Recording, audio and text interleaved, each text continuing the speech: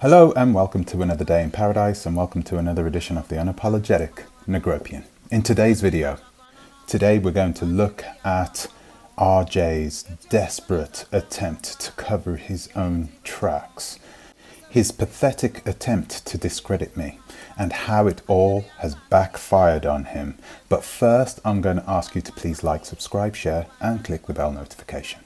So at last, we are now going to analyze this interview. I'm sorry that it's taken a good few days, guys. I've been really busy over the last few days.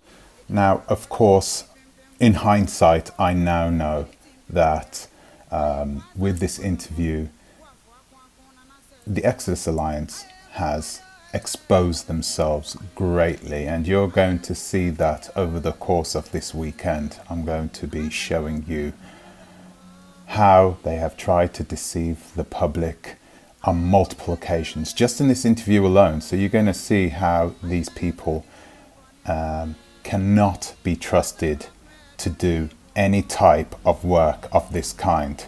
In this video, we are going to focus on analyzing the actual words of this attorney, and we're going to analyze the conduct of the interview and the Exodus Alliance altogether. So sit tight. Here we go. We're going to jump right into it. Okay, guys, so here we go. I'm going to start off right from the beginning, and I'm going to try and whip through this video within 10 minutes, okay? So bear with me. Come on to the thing so we can bring him on and ask him why he refused to give us a bio and tell us about himself? Yes, Mr. Negro Pen. Can you unmute yourself, please? In the email. Can you unmute yourself, please? Okay, so straight away, she is first calling me Mr. Negropian. I did send my name to her. She knew my name, but she's playing for the audience, which is strangely enough an audience that are in their 40s and 50s who are acting rather immature, strangely immature, but hey.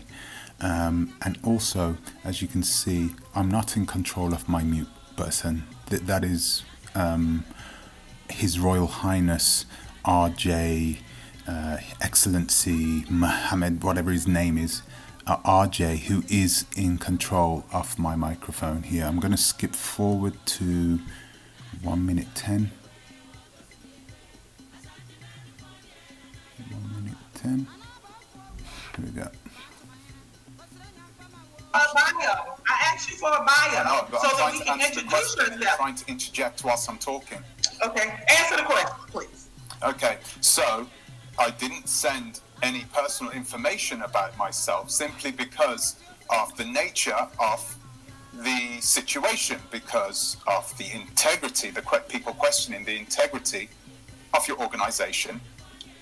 Okay, so it's clear here. She's trying to shout over me, but I'm not sure if you noticed, but ever so slightly my volume has been brought down a little lower, and hers has been pushed up to 500%. That's why her voice sounds a bit, the audio is really poor coming from her, because she's this RJ is in control of her microphone too and her volume. So he's basically lowered my volume and hired her volume to the maximum, and it doesn't actually, it actually does the opposite. It makes her sound much more aggressive and much more louder, which is pretty silly of him, actually. We're going to go forward to 1 minute 50. There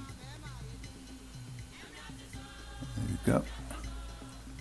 You know, if you applying for a job, you send out a bio. Most of us who go on interviews will send the interviewer a bio about ourselves. That's common practice, okay, in this thing that we do. So your answer why you refuse to send your bio is because of our organization. Bless her. Really, I don't really want to go in on her, because she's a middle-aged black lady, and I really don't want to go in on her. But yeah, of course, I didn't want to send my information to this organization, and right here they are trying to compare themselves to what you would send to a potential employee no, a potential employer in order to get a job before an interview. No, this is a potential criminal act which has happened, and of course not. I'm not going to give my information to an organisation who I feel is in cahoots with that criminal organisation. So we're just going to skip forward to 3 minutes 40. There you go. Shakina Chinadu. Oh. Which one are you talking about? I'm talking about the audit, the Exodus. So here you are, straight away. You hear them talking about Shakina Chinadu. Who is Shakina Chinadu? Guys, I want you to pay attention. I want you to watch the next video that's coming up, because the next video is an expose of Shakina Chinadu. Shakina Chinadu is going to be the subject of our next video. Alliance has been taken care of. Okay, so you're talking about the audit that the attorney in the Gambia is doing. Because the Exodus Alliance is not... I'm talking about the one that was arranged by the Exodus Alliance. Okay, The one that but you do know that the Exodus Alliance members are not conducting the audit, right? Clearly a massive, and the first time during the interview that I realised that she was lying. So this Shakina Chinadu is part of the Exodus Alliance, but you will see that for yourself in the next video, so keep watching this space. I'm gonna go forward to 4 minutes 32. Who doesn't know Aunt Kathy, who is not beholden to us. So she's an independent person, and she has found a second auditor, certified auditor in the Gambia, to also conduct a follow-up independent one to her. So anyway, what she just said is that this Shakina Chinadu is an independent auditor. Like I said before, that is complete and utter lies. She cannot be a auditor, a independent auditor, because for one, she hasn't got any credentials to be an auditor at all. Okay, you'll see that for yourself in the next video. And she said that she has found another auditor, but the chain goes on. If the Shakina Chinadu has a relationship with the Exodus Alliance, and the Exodus Alliance has a relationship with Kwesi Boyd, then she cannot be part of the equation. If she is, and she finds another auditor, that auditor once again has been compromised. So we're going to skip on to minute 6:30. Okay, here we go. He's been compromised. Who in the Exodus Alliance has been compromised, and how has the audit been compromised by the independent auditor? That's what I want to know. Okay, so I don't want you to listen to actually what she said, but listen to the volume of it and listen to my volume. My volume is very low, and he's pumped up her volume. This RJ, who's at the controls, has pumped up her volume. He hasn't done her justice. Actually, he should have just left it alone, because I didn't even realize this. The people who were watching the interview realized what was happening and have told me. So you can cover the wool over most people's eyes, but not everybody. Not everybody is as naive as RJ would like to think so. But yeah, we're going to skip this and go to minute 8. There we go. Exactly the truth, and I can prove That's it right not now. true, sir. That's not true. I can prove it now. That's a lie. Right now. Where is the evidence? Please, I want to see it. Where's the evidence? Okay. Of course. course she wants to see the evidence. These guys are desperate. They don't know where I'm getting this information from, and so they want me to turn around and tell them where exactly I've got this information from. Who is my source? What is that? That's why she's asking for this information, and of course I'm not going to give it to them. If I'm going to give it to someone, I'm going to give it to someone with some form of authority. I'm not going to give it to the Exodus Alliance. Why would I give it to a group of tin pot organizations like that, ran by who I think someone who is incompetent in running an organization in the first place? Anyway, I'm going to move on to minute 15 to try and finish this up quick as possible. 15:39. There we go. Be able to discredit me. I don't mind. I have Why? Let me ask you something. Let's move on. Can we move on? I don't want to spend a whole lot of time. Mr. Negro, please. Mr. Negro, do you know that it's illegal Sorry, give me a second, guys. to use people's images on social media without their consent? And in your last couple of videos, you have basically taken RJ's pictures and put it on your YouTube channel. Okay, so they're talking about me using RJ's pictures on my thumbnails. From now on, I'm going to use his pictures on my thumbnails in every video that I put up about this Exodus Alliance, on every single one, because I know that this sister Yah is talking absolute garbage. She couldn't sue a bloody potato. She has zero credentials, and that will be coming up in a video tomorrow. Guys, I've had a lot of fun looking after these guys, but it's also scared me as well, because it's made me look at the deficiencies of screening these people. People are being bought right now. They're just being bought into and being sold these phony people with these phony credentials at this moment. So yeah, let's have a look. For your video. So that's another clear indication that you're just clout chasing, because RJ is a well-respected person that's been out here for years. How funny. Okay, so this RJ, everybody realizes now that RJ has muted my microphone. Okay, everybody has noticed this now, and I think at the end of this section she sort of turns around and says, oh well, that wasn't me. Well, it wasn't you, but it was somebody else, and it was somebody else, and it certainly was not me. So we're going to move on to minute 40 and 40. Go. Okay. You don't want to talk about the audit because then you'll have to admit that. We can talk about the audit. We'll come to the audit. Talk about it. Okay, but please, I need for you to explain, why are you using RJ's likeness and images on your YouTube channel? Why are you doing that? She keeps asking me why I keep using RJ's images on my YouTube channel, and did I know that it was illegal? Well, did you also know that it was illegal to cross international borders with potential evidence from financial fraud?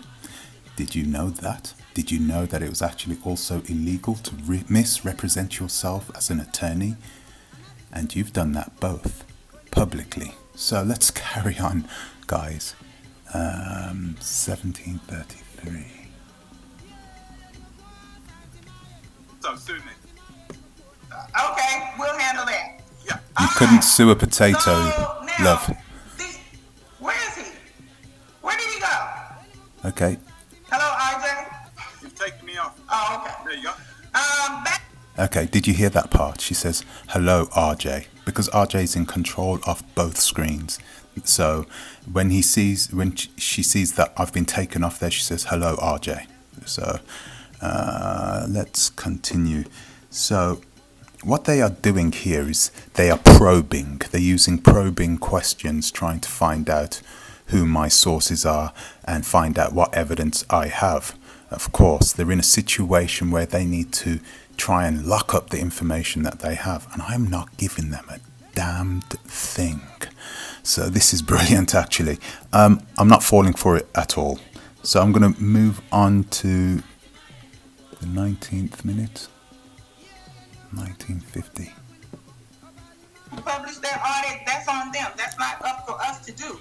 But the attorney Chinadu in the Gambia is going to be having a discussion. Once again, Attorney Shinadu. Attorney Shinadu, that is aka Shakina Shinadu. This is going to be the subject of my next video. So really, guys, this one is a big one. So please sit tight, grab a cup of tea and some digestive biscuits, because you're not going to believe half the things that I'm going to have to say about her. With the authorities. So let's move on to minute 22. So what I'm trying to figure out from you. Yeah, you don't understand. So here we go, RJ again, playing around with the screen. Okay, right, I want to stop it right here, because right here it says, after our first mediation, the accused party agreed to allow our independent attorney. Well, the attorneys are not independent, and they are not attorneys. So straight away, I'm going to blow this out of the water right now in the next video. I'm going to have some fun with this. So what do you think, guys? Was that desperation or what? I mean, here I am, a little old 2,000 subscriber YouTube channel, and these guys felt the need to have to invite me on so they could try and even personally discredit me, which was quite funny. It's quite funny. It's quite pathetic as well to see this, that you have this overarching pan-African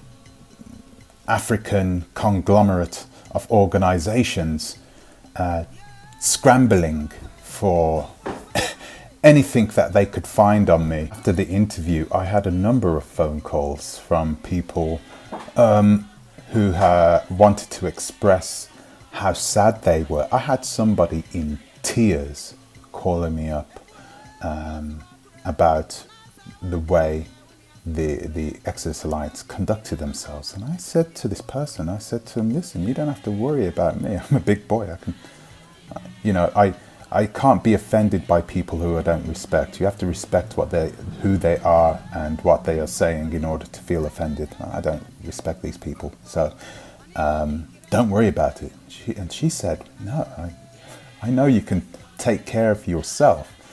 I'm not crying for that. I'm crying for about the way these people have dragged these organizations into disrepute. These organizations that are supposed to be spearheading our chances on the African continent, and here they are. You know, we have people like Marcus Garvey, who one of his organizations is part of the Exodus Alliance, and here we are just dragging his organization through the dirt here on YouTube.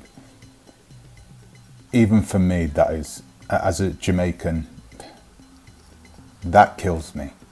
For me, the Exodus Alliance has showed its true colours as a group of organisations that can no longer be trusted simply because they are not willing to put their hands up and own up to the fact that they have not been totally transparent during this process. This is the only thing. I'm not trying to pull down these organizations, guys. You got to remember, there are a lot of people who have invested a lot of money, who are betting everything on making sure they can come back to the African continent